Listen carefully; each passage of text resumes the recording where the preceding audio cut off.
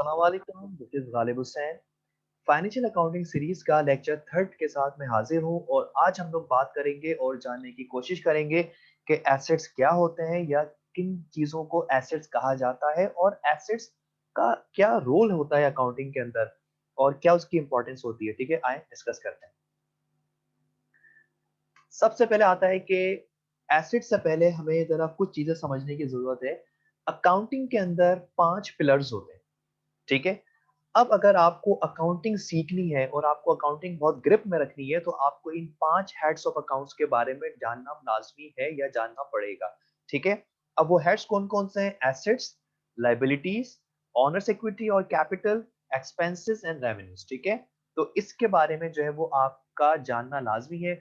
आज हम सिर्फ बात करेंगे एसेट्स के बारे में और ये समझने की कोशिश करेंगे कि एसेट्स का क्या रोल होता है अकाउंटिंग के अंदर। ठीक है, तो डिस्कस करते हैं। सबसे पहले आता है हमारे पास एसेट्स की फर्स्ट डेफिनेशन कि एसेट्स आर द प्रॉपर्टीज। देखें, एसेट्स क्या होती है? मिल्कियत होती है, यानी कि वो सारी चीजें like building, land, machinery etcetera, properties own by a business organization, वो सारी की सारी मिल्कियत या चीजें जो एक बिजनेस ऑर्गेनाइजेशन की ओनरशिप में होती है।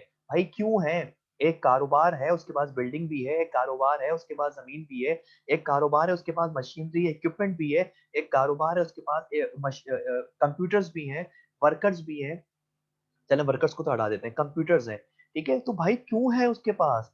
क्यों है? ठीक है, use for its operational and functional activities, के वो जो चीजें हैं वो जो उस कारोबार की ओनरशिप में है, वो सारी की सारी चीजें कारोबार के ऑपरेट करने में कारोबार की मदद करती हैं। ठीक है, यानी कि लैंड जो है वो कारोबार की मदद कर रही है, बिल्डिंग कारोबार की मदद कर रही है, उसके ऑपरेशंस के अंदर कहीं ना कहीं डायरेक्टली इनडायरेक्टली इन्वॉल्व है।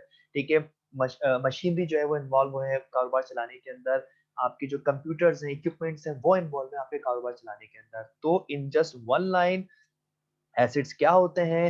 एसेट्स वो प्रॉपर्टीज होती हैं जो कारोबार की मिल्कियत में होती है और उनका मकसद ये होता है कि वो कारोबार को चलाने में मदद करती है। ठीक है, सेकंड डेफिनेशन डिस्कस करते हैं कि एसेट्स क्या होते हैं। कि एसेट्स आर द रिसोर्सेज।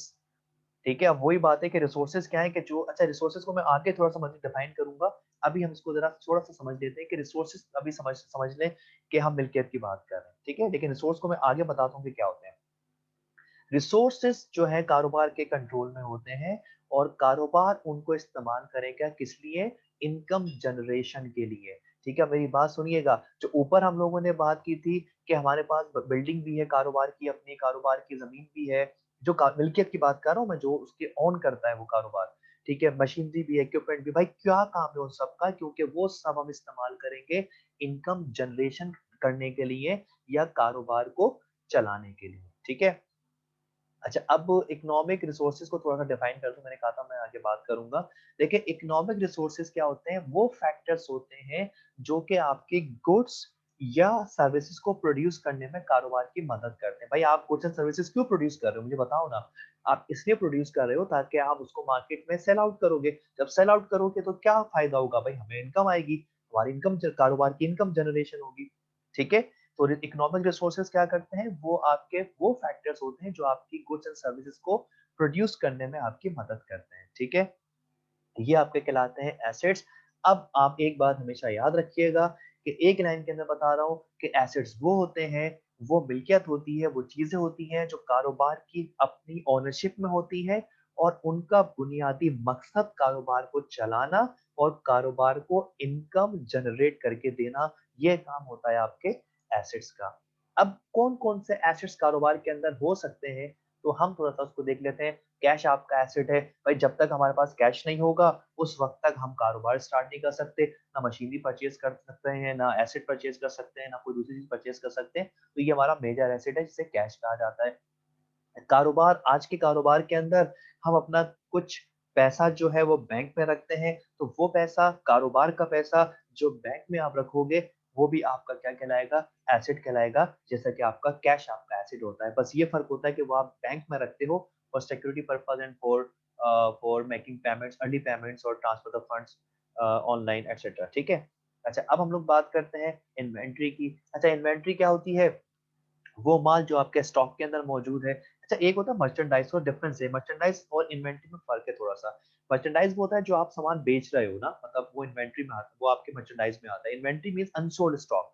जो आपका अनसोल्ड स्टॉक होता है बेसिकली वो इन्वेंटरी कहलाता है इन जस्ट वन लाइन, ठीक है?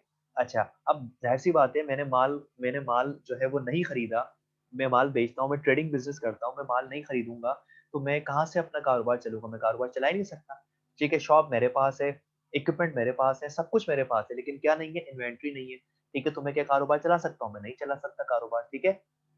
उसके बाद फर्नीचर है, ठीक है, जो आप ऑफ़िस यूज़ के अंदर इस्तेमाल करते हैं, जहाँ पे आपके वर्कर्स बैठते हैं, काम करते हैं ठीक है, ऑफ़िस वर्क करते हैं, वो भी आपका जो है वो फर्नीचर भी आपका एसेट कहलाता है, ठीक है? और उसके बाद प्लांट एंड मशीनरी, अगर आपको मैन्युफैक्चरिंग कंसर्न्स है, मैन्युफैक्चरिंग बिज़नेस है, तो आपका जो प्लांट बड़े-बड़े प्लांट और मशीनरी है, वो भी आपके एसेट है। क्यों? क्योंकि वो आपके रिसोर्सेज़ हैं। ये क्या काम कर रहे हैं? ये सारे के सारे cash, cash at bank, inventory, furniture, plant and machinery, ये सब आपके रिसोर्सेज़ हैं और ये क्या काम करते हैं? ये आपके कारोबार के लिए इनकम जनरेट करते हैं, ठीक है?